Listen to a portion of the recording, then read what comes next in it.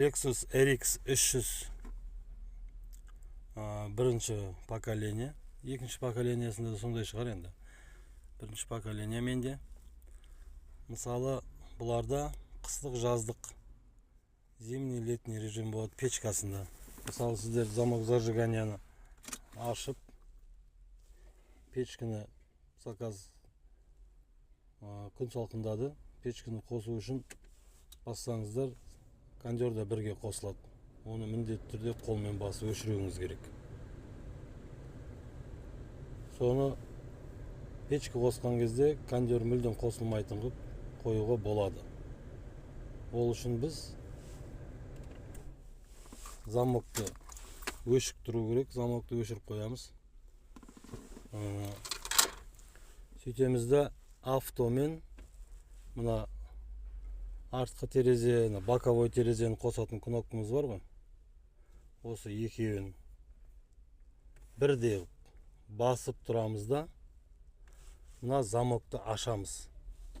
Бірақ мына екеуін басып тұруымыз керек замокты ашатын кезде. Сол кезде жаңағы кондер өшетін болады. Кілтті қосып, печканы автоға басқан кезде кондер қосылмайды, тіке печке қосылатын болады. Қазір маған сәл қиындау мен түсіру. Қазір сіздерге көрсетемін. Мысалы, менде қазір мен замокты ашам, авто печканы қосам, менде мынау да қосылады. Оны қолмен басып өшіруім керек. Сол үшін мен қазір оны қосылмайтын қылам. Замокты өшірем. Қазір қалай болады екен? Қиындау болып тұр сәл.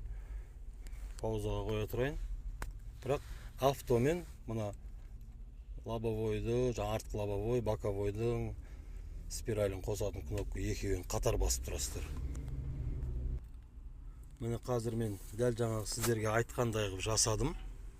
Енді қазір мен замокты ашамын. Печканы қосылды, міне печка. Менде АЭС жанып тұрған жоқ. Міне қазір печканы өшірем. Қайттан печканы қосам, АЭС жанып тұрған жоқ. Қайттан жаз болған кезде, қайттан кондерді автомат түрде өзі қосылатын қылу үшін, ол кезде сіздер қайтадан замок өшіп тұрады.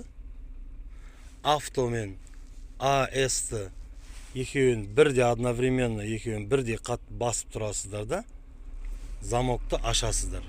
Сол кезде автоматически кондер қосылатын болады. Сіздерге жүрі